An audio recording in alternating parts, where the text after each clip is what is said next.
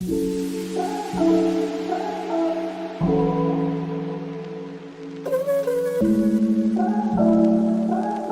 to The Big Break Show, a podcast where we discuss short-term rentals, entrepreneurship, life, mindset, and everything in between. Here are your hosts, Rafa and Jesse Vasquez. What's up, everybody? Welcome to The Big Break Show, episode number 7, here with my co-host, Mr. Jesse Vasquez. What's up, Jesse? How you doing, brother? It's been a while. Numero siete. What's up, my friend? How are you doing, man? It's going, man. Holidays just ended. Back from Tennessee for the new year. Trying to get out of this cold that I've had. Again, dude, 2 colds in the last 30 days. It's been a pain. No COVID, thank God. But, living life, man. Living large, opening new units. That's the way it is, man. Well, speaking of COVID and healthcare professionals, we have Dr. Rachel, who is on the show with us today, and she's fantastic. And let me tell you why. She actually is specifically in the luxury short-term rental space, and she focuses on helping busy medical professionals scale their extra income on the side by actually connecting through short-term rentals in the luxury space. So I'm super pumped to have her on. We met her on Clubhouse, Rafa, and she's on fire right now. She's got a couple courses going on, and she's making some real headway in the short-term rental space. Yeah, man, I love Dr. Rachel. I made a really good connection with her. I met her out in New York. I've spoken to her at her with her students in her class, and man, she's doing a lot of big things. She's really good about. She focuses on a very niche part of short-term rentals, right? Short-term rentals are already a niche, but she focuses on an even smaller niche, right? The luxury style short-term rentals, right? These big, giant cabins, luxury style homes where people go on vacation with large parties. They pay a ridiculous premium per night. So I'm excited to get into this with her, man. Really, really, really excited. Yeah, super pumped, man. And not only that, but she helps healthcare professionals get started with passive income. Yeah. So, I mean, it's a win-win. Check this out, guys. I think you're going to like it. Yep. Without further ado, here we are.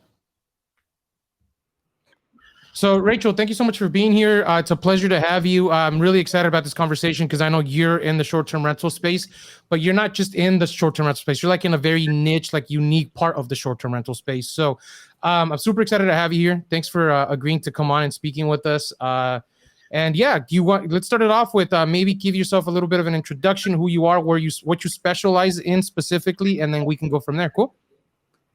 Cool. First of all, I just wanted to thank you guys so much for having me. I am a super big fan of you all and the new Big Break Show. And I just really hope that everyone who's listening can appreciate the effort that y'all are putting into the space to educate us all, to bring us all together. And I hope they share it with a friend because, oh my gosh, the information that I've even learned on the past podcast about mindfulness, not just about, short-term rentals, I found to be of great, great value. So first of all, thank you, Rafa. Thank you, Jesse, for having me on. I'm, again, a big fan of you guys. But a little bit about me. My name is Rachel.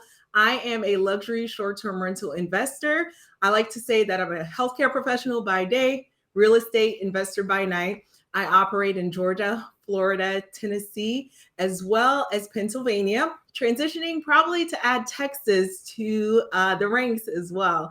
So that's a little bit about me. I'm still working a full-time W-2, and so managing all of that.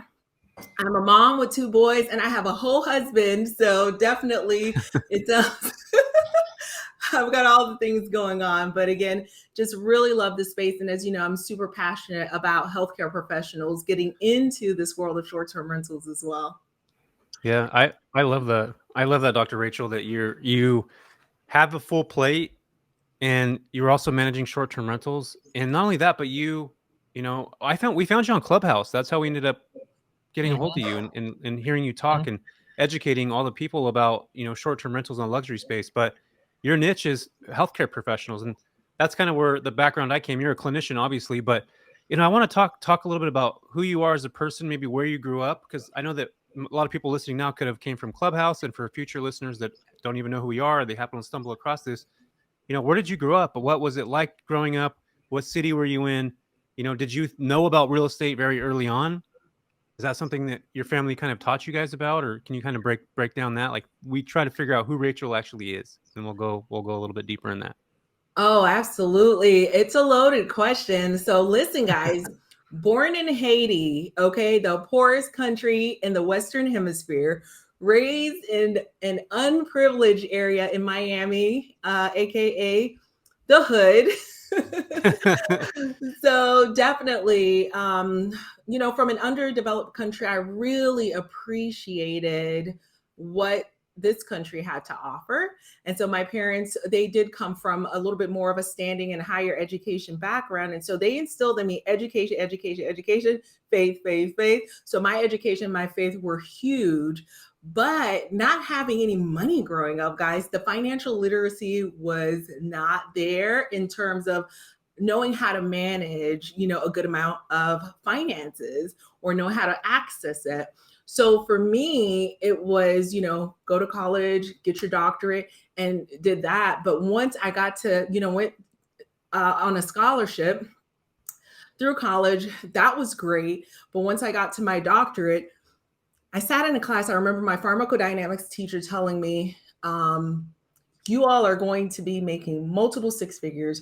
You're going to be making bank. I was like, wow. So when we were offered student loans, something I had never dealt with before, guys. Oh yeah, I was here for it. Give me one, give me two, I took out the max, Loans. zero financial literacy, six figures, $500,000 Wow. in student loans. Okay. Is that pretty regular? Is that regular for a pharmacist to take that type of loans out, or is that just something like you did for housing, or Part of it things was like that? housing. It was a private university. Yeah, I mean, I could totally see 200,000-300,000 if you don't Yeah. know what you're doing. Some students are like, I'm not taking all of that. I'm like, it's free money. We're going to be rich. Oh, man. But Oh, man. it was a disaster. Okay. It was a disaster and it was a nightmare because when you graduate, of course, going through residency, you're making 30,000 a year. It's like, oh, okay, that's not the multiple six figures that I was expecting. And you do get there, in a couple of years. But imagine trying to graduate, not necessarily keep up with the Joneses, but trying to live a life. By that time, I'm married. I've got two kids, and newly built home, and the car. I remember I was at where was I? A Land Rover boutique. My husband's like, come back home, get out of there. So the expectations were, come and get these things, come and get these things. And let me tell you, when the floor fell from under me in terms of, oh my gosh, these student loans are like triple my mortgage on a monthly basis. That really was a reality check. So spend years grinding, moonlighting shifts. My husband and I, between us, we just moonlit. We worked any and every extra shift that we possibly could. But the grind is what really catapulted us to think we can't keep working for money. We can't keep trading our hours for dollars, because that grind really was real and it was tough, and we were missing out on our kids' lives. And so we took a step back.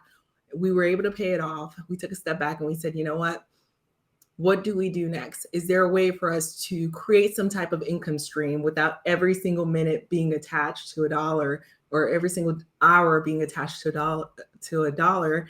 And so I looked at all the things: wholesaling, multifamily syndications, fix and flip, you name it. I looked at everything. And so for 2 years, I had analysis paralysis. I studied real estate, bigger pockets, all the things, and I fell on short-term rentals. This is where the numbers made sense for me, so I put my money on short-term rentals and I haven't looked back. Got you. Was that education through like YouTube? I mean, did somebody turn you on to it? Did you have, we talked about your parents growing up, and we actually had Onaje on earlier, similar background that you have. His family pushed education, but didn't do financial education. So, and those are two totally different things. So and that's something that I feel is pretty common. There's an education, go to school, get your doctorate, do this, do that. But then the financial education doesn't come along with that. So did you have somebody pushing you towards short-term rentals, or was that something you just decided on? Was real estate part of, obviously your family probably didn't talk to you about real estate. So how real estate, why real estate? And, did you have like a mentor in that sense with the short-term rentals?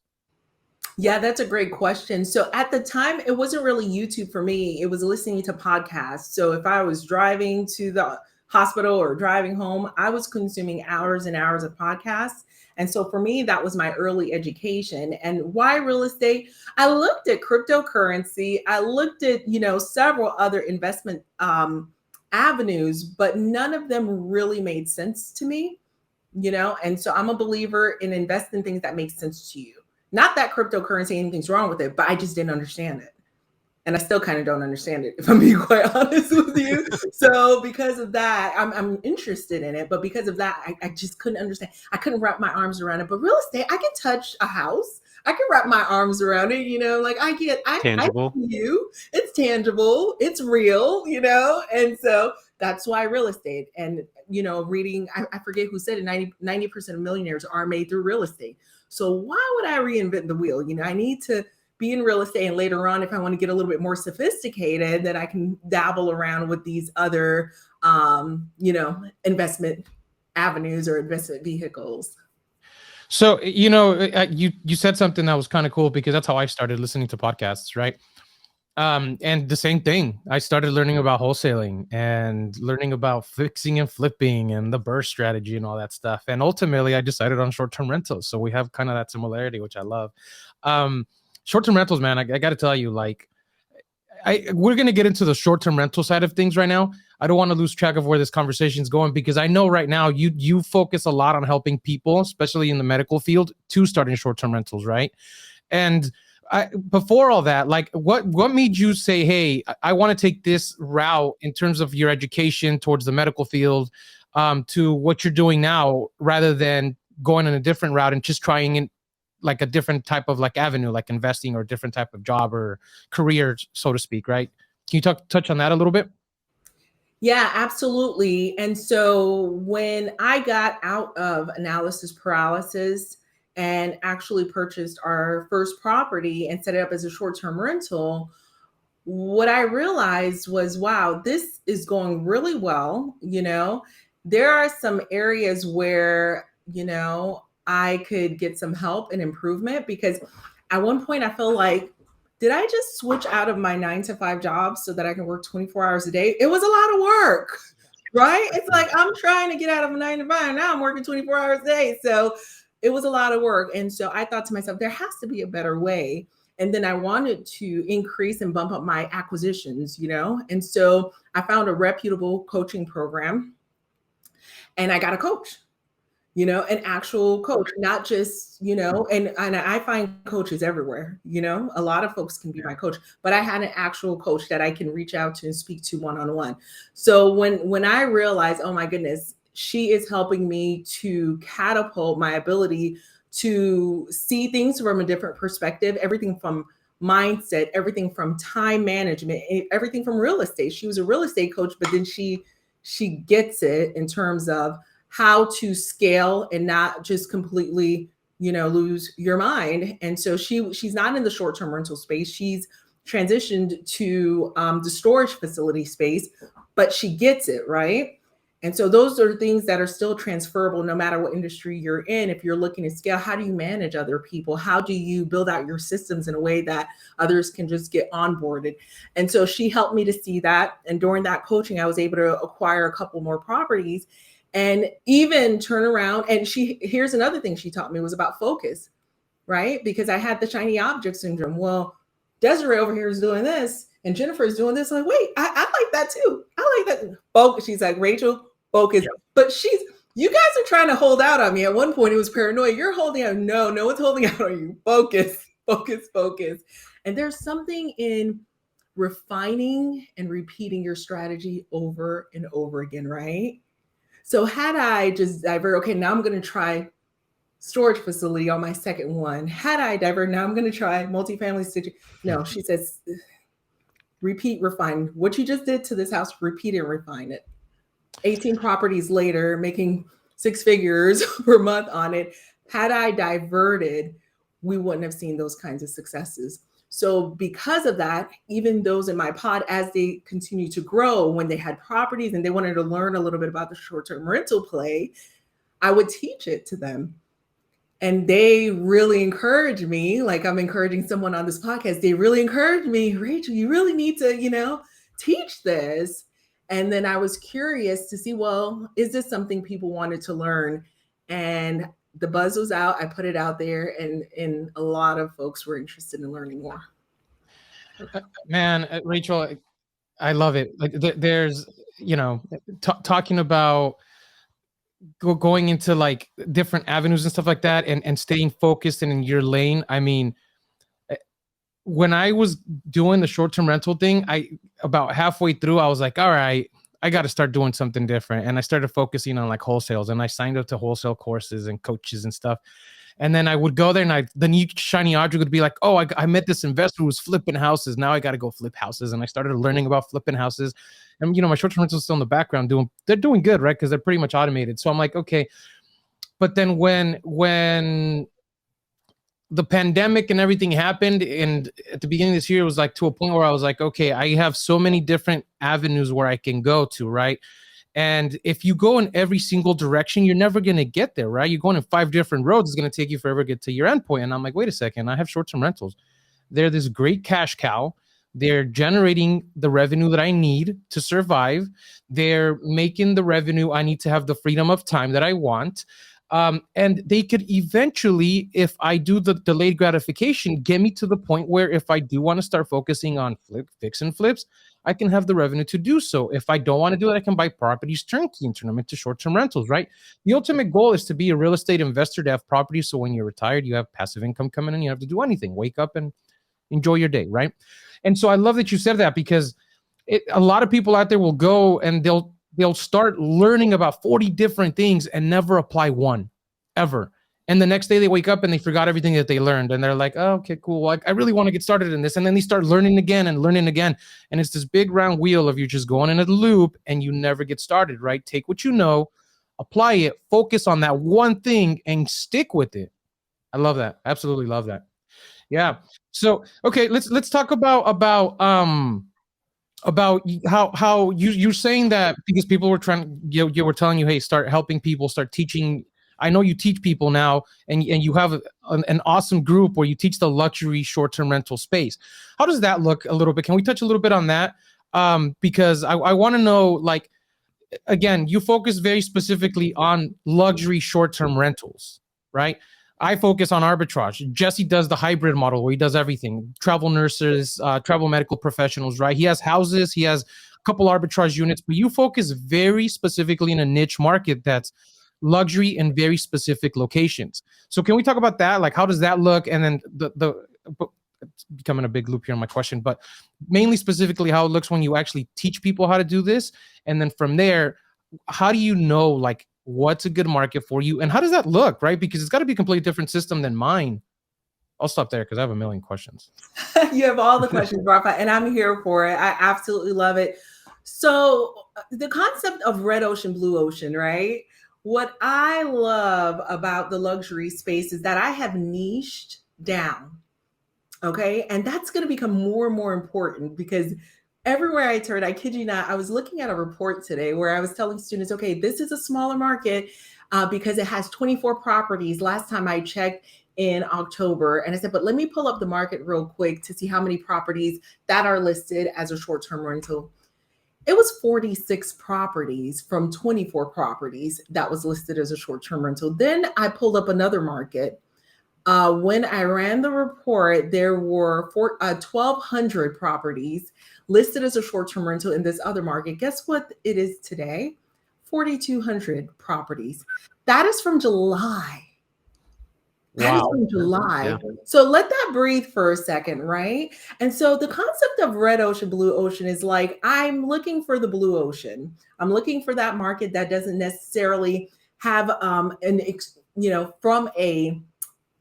I would say from a strategy perspective, I do like markets that have a lot of properties because I know the regulations are going to be ironed out. We have 22 million visitors every year in the Smokies, right? So and that's something we talked about. So for me, that's okay. But from my strategy perspective, red ocean, blue ocean, when I looked at all of the strategies, what made sense to me was to operate in the luxury space, because the individuals that are looking in that space are willing to pay a premium for those properties. And then there aren't as many competitors per se. And so that's really something that I do teach. So as far as what it looks like in the mentorship that we have, so we go through different modules. It's a 7-module program. And what I love about it is the first module is your 6 key decisions, right? And it's not just about the numbers, guys, when it comes to short-term rentals and short-term rental investors, and especially the investors that are coming to me in the course. My first questions are, what is the purpose of you investing in short-term rentals? Is it, you are one of 3 people. Is it straight up, I need cash flow, I need this thing to make me money, end of story? Or is it a balance? Is it, I need it to make me money, but I'm also going to be using it? Well, the math is going to be different, right? For those, because I can tell you, well, that's not the top market. But if you say, oh, there's this warm and fuzzy feeling in my heart when I go there, you know what? I appreciate that. Because now you're telling me this is not just straight up an investment. This is more of a lifestyle investment. And you have to honor that. You have to respect that. If the person is in that place where they're looking for a combination of, I need a rental to generate me some cash flow, but I also need respite from this burnout that I'm feeling in my healthcare role, I totally honor that. And then I have that third bucket, the person when my student tells me, yeah, my budget is 1.6 million, I'm just like, what? Because I'm not there. Like my people, look, I may look like $1 million, y'all, but I'm spending $1 million on properties. The most I've spent is 460. But my students, they'll come to me and they'll be like, oh, 1.6. I'm like, 1.6. That's insane. But let's do it. We can let's just get 3. Can we get 3 with that? But when they come and they're telling me that's their budget and they're just looking for a way to generate revenue to cover the cost of holding this property that's on Puget Sound, like just stunning, then that's a different evaluation. So our calculations are going to be different. And that is step 1. I need to understand your why and the purpose of this investment, because it's not just the numbers have to make sense. Does it make sense in your heart? Is this a passion project also? And that's a part of it. So I hope that helps a little bit, Rafa. Yeah, that I think it totally does. And one of the things too is I'm glad you brought that up because I haven't actually done this yet, buying a place where I want to go visit and take my family. I think that when you run numbers, like for myself, buying certain properties, it's so cold. There's no like emotion behind it. And when you buy a place that, that you attach emotion to, like say, I want to buy a place in Arnold or buy a place in Tahoe or something like that. I have emotion that's attached to it. And if things go south, I'm still going to hold on to that property because it's something that I enjoy and I like to be in. And I'll maybe lose some money and be okay with that. Now, on the cold side of things, me buying stuff in the Central Valley for nurses, there's no attachment at all to it. It's very cold. It's just analytical. It's all numbers, just like you're basing everything on. And you're right. There's different types of investors, but I really now my why has changed. And I think that a lot of people, you ask those questions of what is your why? Everybody's going to have a different answer, but also as you're moving through short-term rentals, just like myself, going in this now since 2015, my why has changed. Now it's going more towards, I want to go to somewhere I can enjoy, bring my family to, have fun, hang out in the snow, or be next to a beach or whatever it is. And if things shift or change, that's still going to be attached to my why. And I think that a lot of times people want to go into short-term rentals for money. I did first too. And I'm pretty sure Rafa did. And Dr. Rachel, you probably did too. And eventually, right? And eventually over time, you start shifting that thought process. But I think it's good that you're talking to your students about that from day one, because they might not even notice that or be thinking or aware of that when you're having those conversations.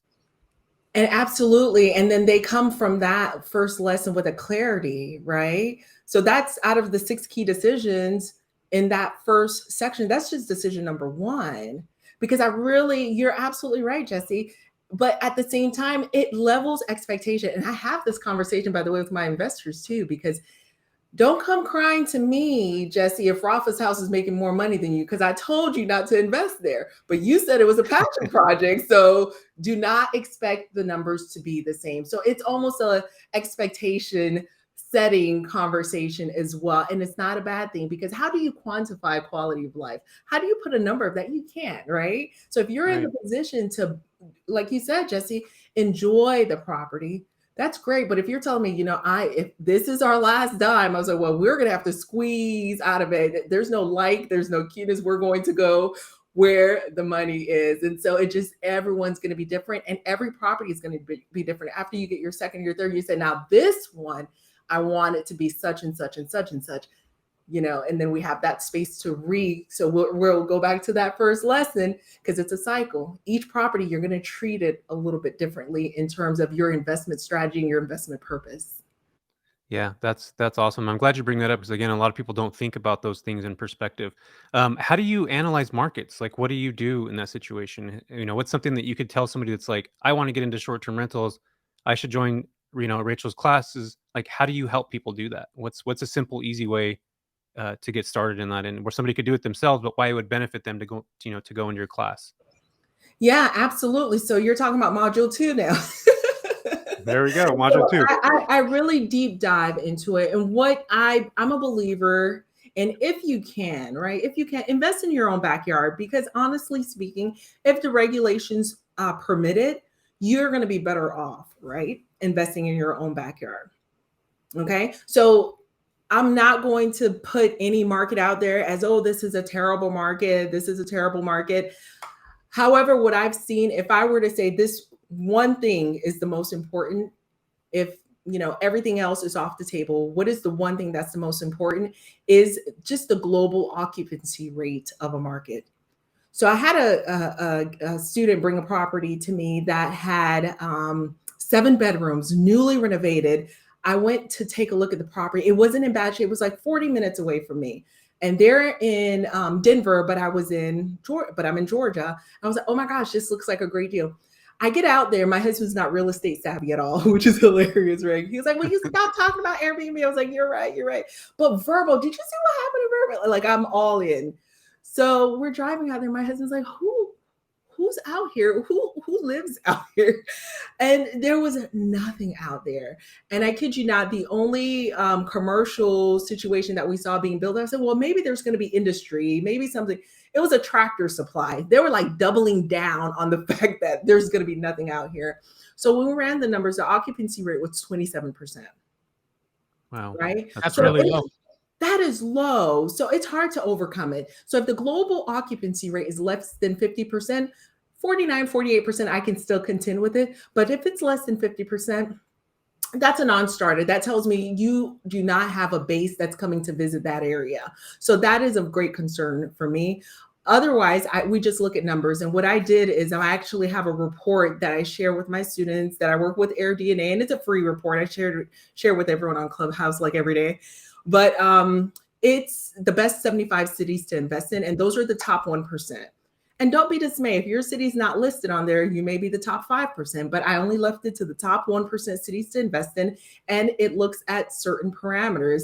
And it is a report that I worked with AirDNA, as well as some travel bureaus, as well as some student testimonials and what I've seen their properties doing. And then I went ahead and deep dived in. And so it's something that I worked on months for, and did pay some data miners to help me as well. And what it does is it categorizes properties that are in the small market, medium, or large market. You can filter and sort it. And I like to sort it based on properties that provide me the highest revenue. And then I'll filter the column or sort the column that provides me how much the houses cost in that particular market. And we'll kind of start from there. But there is something to be said about starting in your own backyard, because you got to kind of start where you're at. But if the regulations hinder you, of course, you need to go elsewhere. There's 2 things here that you said that caught my attention aside from the backyard thing. Number one, where you said the global occupancy rate, is that the data you're talking about that you pull from AirDNA?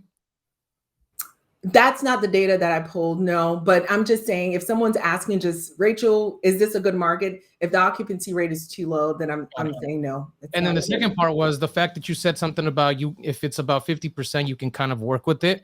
And I'm assuming, correct me if I'm wrong, is based on the fact that you're a really good short-term rental operator, correct? You can make numbers work above what the average market does.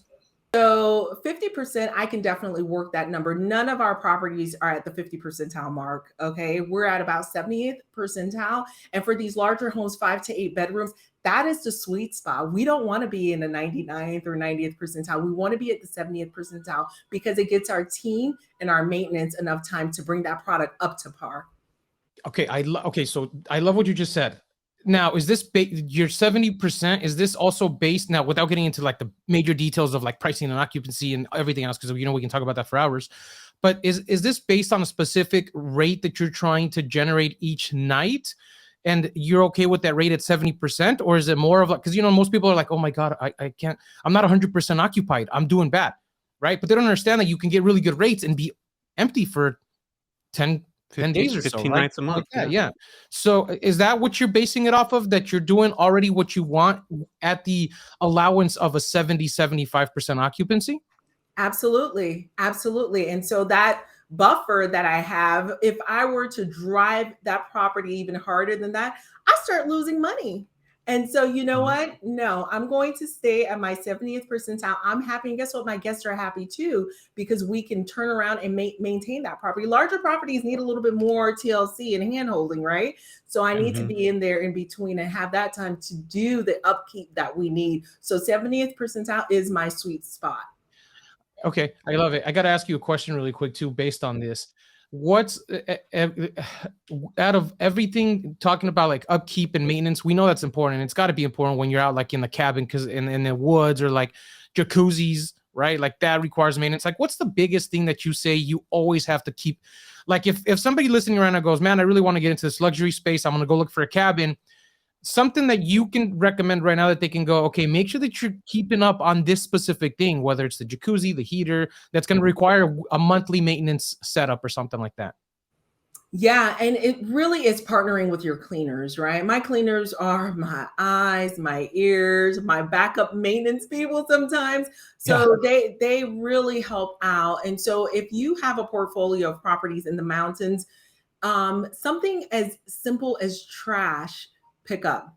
If they determine we pick up trash once every 2 weeks, and that's the policy for that particular rural cabin, you know what? That's not going to work, guys. That's not going to work. And guess what? I'm from Miami. So let me tell you, when I heard about bears getting into trash, I was like, what's happening right now? So bears and trash. So that could be a really big situation. So understanding simple things like that. It's simple now, but back then it was a whole logistical nightmare. Like, okay, who's going to get the trash and who's going to pick up the trash? And then you got to lock it in a bear box locker situation. And then from there, who's going to pick it? Because you don't want trash strewn out on the front yard as your guest is pulling in. That's like, you only get one chance, right? Don't they say you only get one chance to make that first impression? Starter, right? So we learned that the hard way, like most lessons. And so things like trash is a big deal. Yeah, it's the simple things. Like, for me, the luxury properties that I have, it's the maintenance of pools, or excuse me, of spas and things like that. And you're right, it's those little tiny things sometimes that are really important with the luxury space. And not only that, but if somebody's paying $700, $800, $1,000 a night, everything has to be 100% in working order. There's a different clientele that comes with, paying $100 a night, and you go flip on a light switch and that light doesn't work. Okay, cool, whatever. I paid $100 a night. But you go do that, or a wall outlet that doesn't work in a $1,000 a night place. Guess what? You're going to hear about it, and so is everybody else that's going to rent that place. So you're absolutely spot on when you talk about following up, making sure that your cleaners are doing things like that. Actually going to every single wall outlet, plugging in to making sure they work, turning your TVs on to make sure that the Netflix is on there. When you're in a rural area, Wi-Fi is an issue. So like those simple things are really, really important. And I think a lot of times, people don't think about that, but you're absolutely right. It is really, really important. Yeah, absolutely. I have another question for you, because talking about like dealing with all those little issues, and they are, at first when you start, they're like, oh my God, they're like world ending issues. But as you grow, they're little issues. They become little issues because it's like, oh, I've already handled it, right? These issues that come up, I'm assuming you have to have really good systems in place, because in order for it to function properly, to where you're doing this states away, right? Hundreds and if not thousands of miles away, a two-part question here, Rachel. Number one, how was it to build out the systems for you to be able to do this far away? And the second most question I'm curious about here is, how does this look while you work with your actual daytime job? Yeah, what's great about it now is that, we do have the vast majority of the portfolio remotely, where I only get involved in a situation where an escalation occurs, right? So for instance, guest, when my VA sends a message, guest says they forgot their firearm in the property. Can you mail it to them? How does that look? That looks like 911. Can we call 911? And the police has to come to the property to find it. That's what that looks like. That's like, so those are the situations where I do get involved in that communication concierge piece, because that's not part of the SOP. That was not part of the SOP. And so, and that's great. But when we were putting it together, Rafa, it was, I think, one of the hardest things that I had to put together, the systems, right? It was hard. It was painful. I lost money, I lost money because sometimes you have to take a step back to go forward, Yeah. And I was like, I'm willing to lose money these 2 months just to focus on getting these people onboarded, getting these systems dialed all the way the heck in. And it's not an ending process, right? Every now and then you have to update. But it's been a life changer. And even while I was doing it, it was painful. I was starting to regain my breath and feel like help is on the way. I love that. And so the second part of the question, because you took the time and you took the hits, right? Is it been significantly, like, how does it look now that you're doing your W-2, like with your actual job in comparison to, you're right, you said during the day and at night is the real estate investing. So during the day is the medical professional side of things, and at night is the real estate investing side of things, short-term rentals. So how does it go hand in hand for you now? Like, do you still get bothered? Like, let's say you're with a client or you're on the phone call, and then all of a sudden you got to deal with the gun left at the property. Like, how does it work hand in hand? Because, I do this full time, so I don't have a daytime job. Jesse now does this full time. So I'm curious as to how it looks for you. I got to tell you, I do enjoy some of the client communications, but I don't think I've communicated with a client in, I want to say 6 months. So it's dialed in, it's dialed all the way in. So I can function more as the CEO of my company, where I'm looking at more of the strategies, more of the future pacing, or where we're going. And we're doing a big overhaul right now in terms of repositioning our portfolio. I wouldn't be able to have the visioning for my company had I still been in the weeds. Yeah. That's such a big thing you're bringing up now. Since I left my W-2 job, my whole job now is to make sure that everybody behind me is able to operate the company in a way that if I'm not there. And I've talked about this before, but every job that I used to do before, I only want to be involved in it if I'm the only one that's uniquely qualified to do that. So what I mean by that is I'm going to be reaching out to investors and having conversations with them. I'm going to be talking to, because I co-host as well. I think you do too, right? Dr. Rachel, you co-host too. So I'm going to be running numbers for the owners and investors, just things that I'm uniquely qualified to do. And everything else is going to be passed off to people that I'm comfortable with, that I trust, that are able to do the job, that I have a cleaning crew that can back me up. Because you have to start thinking like a CEO once you get in the position that Rafa, you, myself, we're in. It's a different mindset that you have to put on, and all those little things like answering questions, the consumable stuff, like you have to have somebody else do that so that you can focus on actually growing your brand. And that's something that as you start off, you have to get your feet wet and understand the business. But as you grow, we have the luxury now of stepping back, seeing things from a bird's eye view, and looking at an empty page like a CEO does. And how do we go to the next level? So I'm glad you brought that up, and maybe we can, deep dive into that a little bit more. So what type of processes are you putting in place to help yourself be more of that CEO type? Yeah, absolutely. So a big part of it are my SOPs. So Jesse, I would take literally 3 or 4 hours and go through the mundanest tasks and record them. And as I'm going through these tasks, I'm just talking it out like I'm talking to a future employee who will be replacing me. And I just record and record and record. And then I share it with my VA. You know, they can splice and dice it. And that helps not only that VA get trained, but it helps with onboarding additional VAs or additional helpers. Because I kid you not, and this is my vision, you guys can hold me to it. In June of 2022, I'm going to go off the map and no one's going to know where I'm at and no one's going to be able to find me. And I'm going to go on vacation for a whole month. And everything I'm doing is in preparation for that. I want the company to be able to run itself. I got to tell you, I absolutely love that. I do the exact same thing, right? I'm assuming you use Loom. Yeah, right? yeah, Loom, and I use another tool called Berrycast. AppSumo had a sale on it. I like that kind of stuff, but Berrycast is another tool. It's like Loom. Okay, cool. Yeah, it's funny because when I have my meetups, people are like, "Oh, like, you know, you guys know I don't have like courses or anything like that." So people are like, "Hey, do you teach this stuff?" And I'm like, "I don't." I go, "But specifically on what do you need help with?" And it's like, "Okay, I can send you a video of it because like I'm not gonna sit here and waste 3 hours helping you with it. I'll just send you my video." I have hundreds and hundreds of videos that I've recorded, and that's how I've trained my VAs. It's how I've gotten them. It's how my VAs trained my other VA, and we've gotten to that level by taking the time. And so I actually didn't do it the way you did, where you would sit down for 4 hours a day. I would just record over time as something came up. Oh, it's time to put up a new listing. Let me record how I do it because eventually someone else is going to put it up. Oh, how do I deal with the party? Let me record it because, oh, I'm dealing with the party right now. I'm going to record this, right? As the issue would come up, I would record it, and it's been over time. But now I have that in place, and it's been awesome. So it wasn't the other day, but like maybe a week ago, 2 weeks ago, one of my VAs, she's messaging me questions, and I was in a movie and my phone's going off and I'm like, oh my God, it's got to be an emergency, right? And I check it and it's like asking me a question that the guest was asking. And I go, I wait, I said, okay, this isn't important. So I turned off my phone, movie finished. I sent the message at the end of the message and I go, hey, so this question that you're asking me, is there something specifically in this question or in this system that you don't understand that you need to clarify?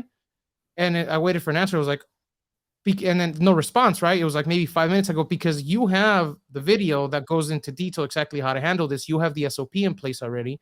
So if there's something in there that like maybe you misunderstood, or maybe I didn't train you correctly on, let me know about it. And it was like 5 minutes later, I was like, no, I'm sorry, I got that. I said, okay, there should be no need for me to be getting communicated when a guest brought an extra pet, or when a guest brought extra guests, or when a car is parked in the wrong spot. Like, no, right? We have those videos, those SOPs. There's no need for me to be involved. I don't want to be involved in any task that doesn't 100% require me to be involved in for it, right? If the police get involved or something like that, then yes, obviously I got to get involved. If we have to go and manually remove a guest, then yes, I might have to be involved, things like that. And even that can eventually get automated for someone else to do. So I love what you're doing, Rachel, man. This is awesome. I'm super excited about this because it's all about systems and processes so that you can run something smoothly. And I love what you said about you're preparing everything for a specific time and place so that you don't even need to be hands-on. So I'm actually considering now hiring somebody full-time, like a full-time employee, to be my COO for the company, to where they're going to be my 100% replacement. And so even if something does need to happen, I don't care. He's there. Call him. That's the person you need to call with. And they need to go remove the guest. And they have full 100% access to do whatever they need and decisions made on the business. Because I actually considered buying a tiny house and just traveling all of like 2022 or something. Like that was a prior goal. Now it's changed. But at some point in time, I want to go off the grid where nobody bothers me and know that when I come back, my house and my business isn't burnt down. Right. So I love it. Yeah. Rafa's going to Mars on SpaceX, so he's going to be Nice. taking over. So, I love you know it. what? I real quick, you guys are talking about VAs and everybody that's getting started right now. Like, Dr. Rachel, when did you decide to get a VA? Like, how many properties in were you? Because when you co-host, that's another, like, VAs are really important. In virtual assistants, that for everybody that's listening around that doesn't understand what a VA is. At what point did you decide, like, I need to have somebody here? And you are in healthcare, so healthcare is like, and you're you're a pharmacist, so you could probably get calls. You're on call probably 24/7. You get a call patient that needs a certain type of medication. You need to transform that for whoever's on call or whatever for you. for for the hospital or whoever you work for. So how important is it to get a VA? At what point does somebody need to have a VA?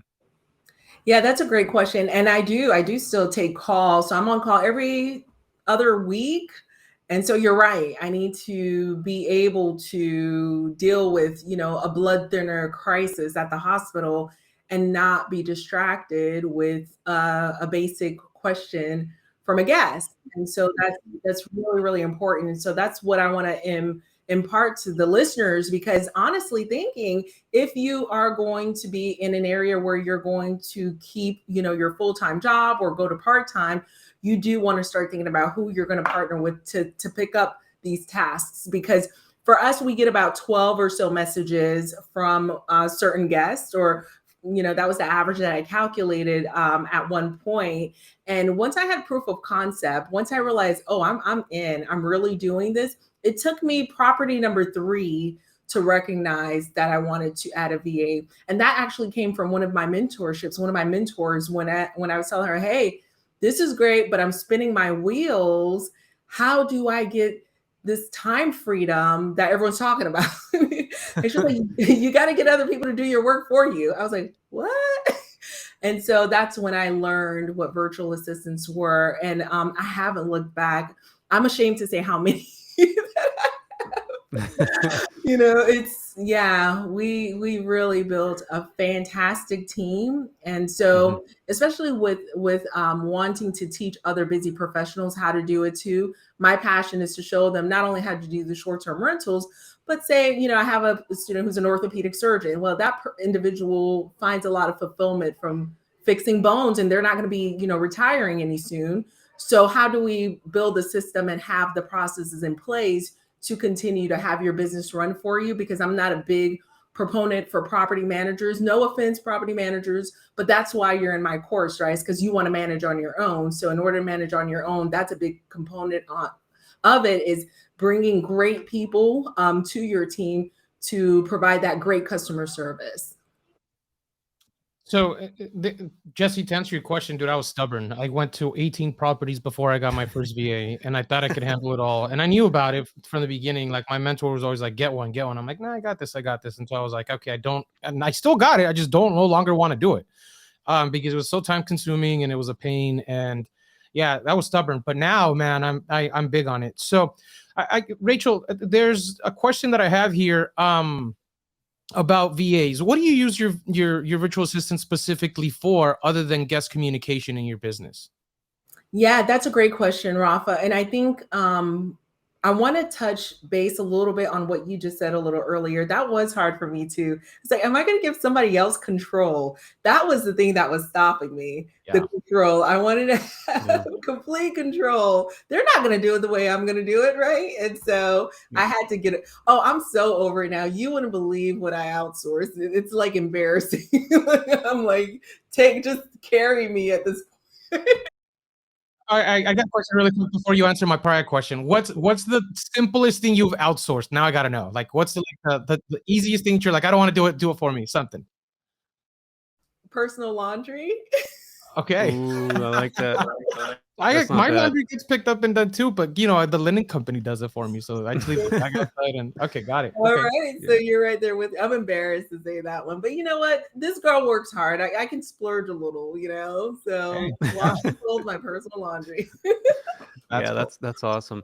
Yeah. Virtual assistants are so important as you're growing, and even more important, Dr. Rachel, as you're a professional. And I think that's where people need to really understand, like, if I have a 9 to 5 that has on-call, or that has, if you're an orthopedic surgeon, or if you're, a financial analyst, whatever it is, how much does your time mean to you? But you're absolutely right. Giving control of somebody of your business. The reality of this is, the truth, honest to God, nobody's going to care about your business the way you do. Really, nobody's going to care about it.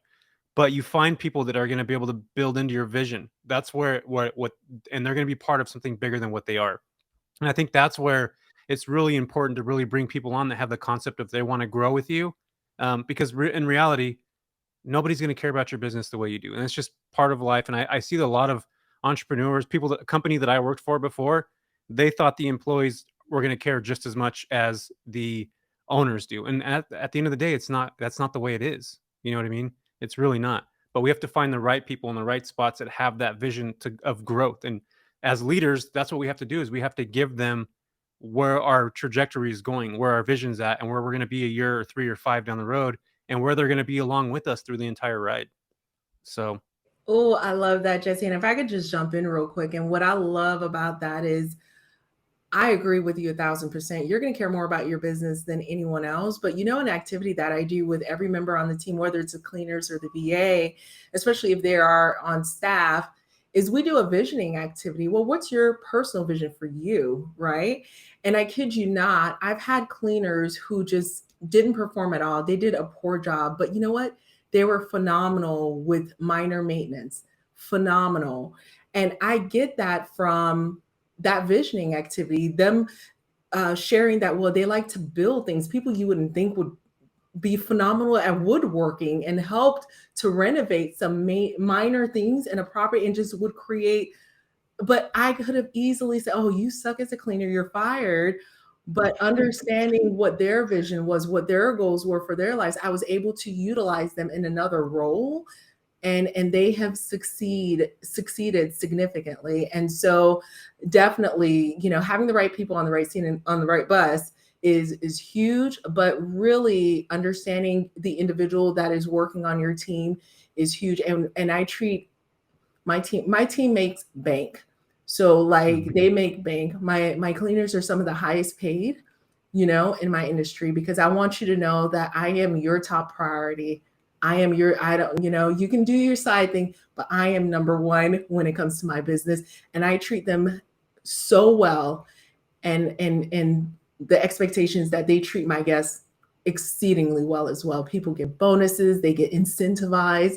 And so it's really important for me that they understand the reviews are really important. They're the bread and butter of my business. And the work that you're doing is going to impact my reviews. So I need to know what motivates you. So and we have those conversations. What motivates you? I want to incentivize you. And it's not always money. I want to incentivize you on that motivation. If it's your daughter getting into such and such school, I'm going to be talking about it. If I know someone who might know someone, I'm going to call around, because I want you to know that I care about you, but I'm going to need you to care about my business too. And so I treat my team very well, but I expect them to treat my guests extremely well as well. So. yeah, I don't actually have a VA. My VA is a cleaner that became my assistant. So, and I love that we're able to build somebody from inside and bring them to, a higher space. I've always been a part of companies that grew somebody in the inside and they built them up and lifted them up. So I really want to have that mindset with my employees. And, I have weekly Zoom calls with all my cleaners. We literally get on a call for 10 minutes and we all talk. I want them to see me, be part of the company, and not just, do their own thing and they hear about me when there's an issue. So I'm part of the growth of my company. Like we go to, my assistant and I will actually go to lunch and dinner, and I'll talk to her and try to figure things out. And I think that's really important as you continue to grow, to have those people that they care about the company and that you treat them well and eventually help them grow and mold into what they want to do. Because again, you're never going to know about somebody unless you ask questions. And that's for people that actually have their own cleaning crews. And cleaners are gold. Like, people will ask me for cleaners in my market, and I'm like, I'm not going to tell you, because I want to keep them. Like I'm selfish in the aspect that they're so hard to find quality cleaners, and they're the unsung heroes of a short-term rental operation, 100%, if you have the right team. So I'm glad you brought that up. Yeah, man, it's all about the right team, the right people behind in your corner to back you up so you can be successful. Because if you treat people bad, they're gonna treat you bad, and they're not gonna care about your business. So I love that. Rachel, we're getting to the top of the hour here, so I have one final question for you, and then we'll go into at the last 5 minutes. We usually do our big break segment where we ask 2 questions to all of our guest speakers. But I'm curious as to how, and I know we touched on this a little bit, but it's been kind of in the back of my head since the beginning of the conversation about how you said you like to buy something that generates a certain amount of revenue at like a specific price point, right? Let's say, for example, something around 400, as opposed to someone else who does that something at 1.2. Do you base that off of the fact that the 1.2 property does as much in revenue as the 400 property based on the market, or how do you look at that? So, if I understand you correctly, I'm looking at the revenue potential for the markets. Okay. And what it means is that I have to think outside the box, right? If everyone's investing in the Smokies, for instance, in Tennessee, back in the day, you could get something for 400. Well, I know that the properties there are going to generate, if you get the right one, a six-figure income. The properties in Destin, they're going to generate a six-figure income. So there's a way to find the revenue potential. I'll use Data Rabu, AirDNA to find all of the revenue potential. And then I walk back into that deal. And then I use actually Zillow. They have a Zillow home values website. And then I look at what is the average home value in this market. And so for all the markets that I found that I'm interested in, that makes about 100K. So even if a property has a revenue potential for 80K to 100K or just 80K, I know that I can pull the levers to drive it to 100K if it is a market I'm interested in. So I'm looking at revenue potential for multiple markets that I may be interested in. I like the Southeast the most, but I will go Northeast, the Poconos. I'll look at the regulations and then I'll back into that, and look at, well, what's the average home prices in that area? So if the average home prices for Rosemary Beach, for instance, is 1.3 million, and that's not my budget, next. And then I'll find something weird like Slade, Kentucky. I'm like, what's out there?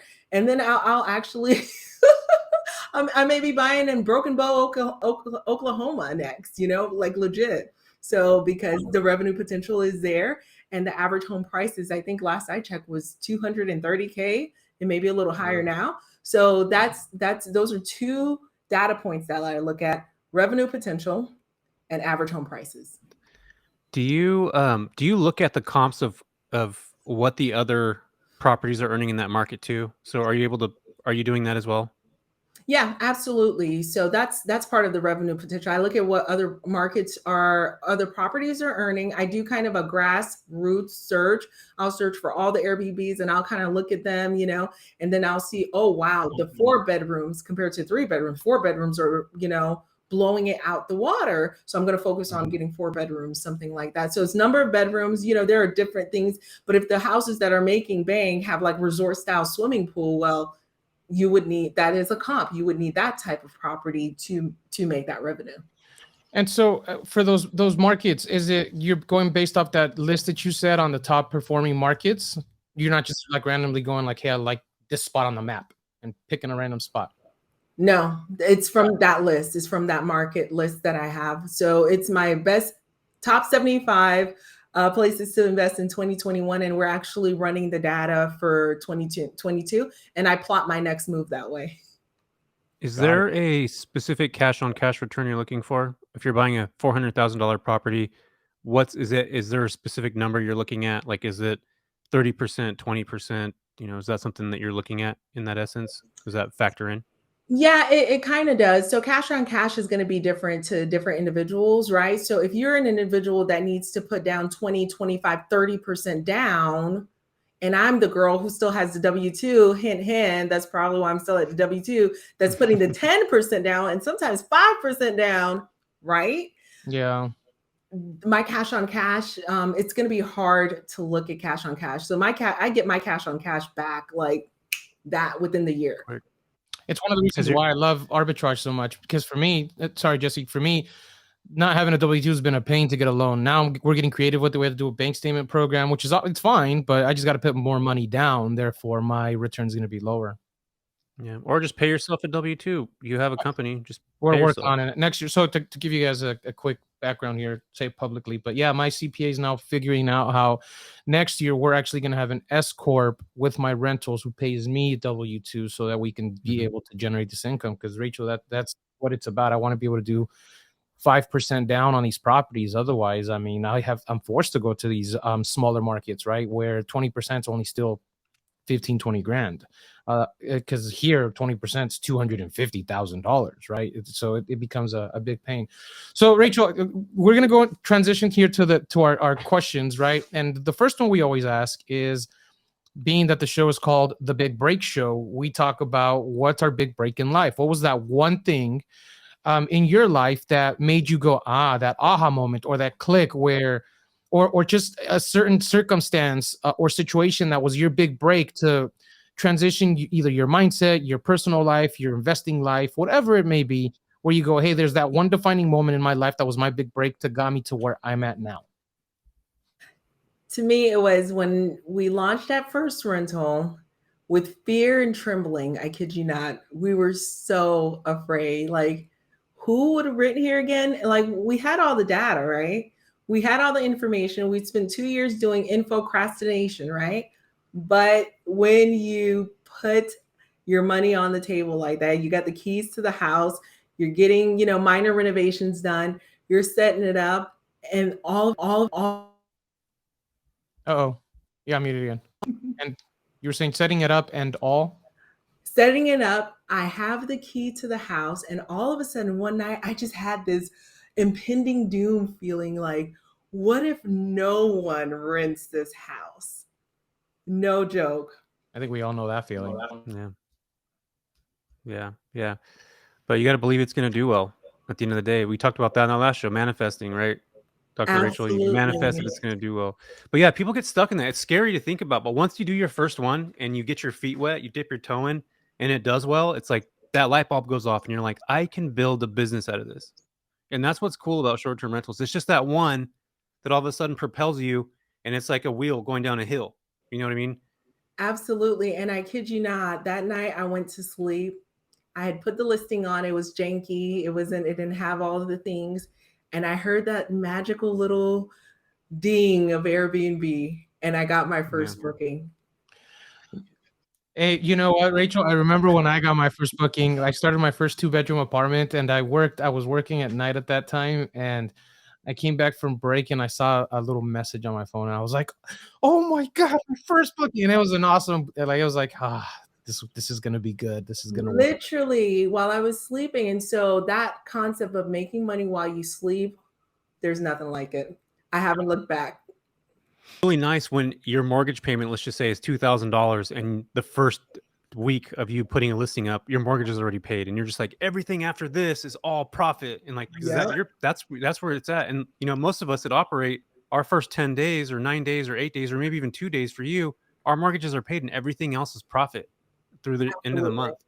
So you're making money in your sleep. Like, that's an actual legitimate state. Okay, so the second question we always ask is, what's a quick piece of advice or an actionable step for the listeners that they can take and apply at the end of this episode? Like, literally when they shut this off from listening to it, they go, man, I love the luxury short-term rental space. What's something that you can tell them, this is what you got to go do right now in order to get started in my specific niche of short-term rentals? That's a great question. I'm a big believer, again, investing in your own backyard, but start where you are, right? So there are so many different ways that we can get into short-term rentals. If you have a talent, say you're a phenomenal cleaner and you want to start off as being a cleaner and partnering with another, investor, start where you are. It's okay to start exactly where you are. Use your talents, use your current skills to start where you're at. So if you're thinking of arbitrage, well, go for it, and just really learn it from the pros on how to do it to get into it, because it's not easy. I know a lot of folks want to sell it as though it's this easy thing. You get somebody else's house. Well, it's not. But, if you want to do co-hosting, partner with others who are doing it already to learn from them, but start where you are, but get started, right? Enough of this infocrastination. You've probably heard it already. Several things and several ways to get started, and surround yourself with the people who are doing the thing that you want to do, because they're going to be an encouragement. They're going to propel you forward. So that was like 3 things, huh, Rafa? No, but it was great. Yeah. Every single one was awesome. So I appreciate that. Yeah. And you can surround yourself you don't necessarily need to be around them by person. That's the diet that you take, right? Which is information from podcasts, which you're on now, YouTube, Clubhouse. There's tons of information out there to gather this, But if you want to do more and you want to have somebody teach you, like somebody like you who has a course that can teach people how to do this, tell us how we can tap into you, what your course is about, and how anybody listening to this can jump into the luxury space. Absolutely. So I'm primarily on Instagram, and I do have a Facebook group. So if you look for @short.term.gems, So that's my handle, short-term gems, because I like to drop those gems. You'll find me on Instagram. Yes. Oh, and I love being here with you guys. So that's the best way to tap in with me. Short-term gems on Insta, and I'll get you connected to my advisor if you're interested in learning how to get started with our program. Awesome. Rachel, man, this was awesome. I really appreciate it. And guys, for everybody, obviously the listeners and the viewers, we'll put that in the show notes. And your Instagram tag will pop up here on the video. So we appreciate you for coming on. This was awesome. Really, really good. It was a great time. So thank you, Rachel. Thanks for taking the time. Solid information, Rachel. We loved it. Hopefully everybody listening or viewing this is going to love it. And you're right, Rafa. Notes will be in here. People will get a hold of you, Rachel. This is awesome. Thank you for being here. Thanks for having me. You know, I'm a big fan of you guys. I look forward to us continuing our connections. Thank you. Thanks again.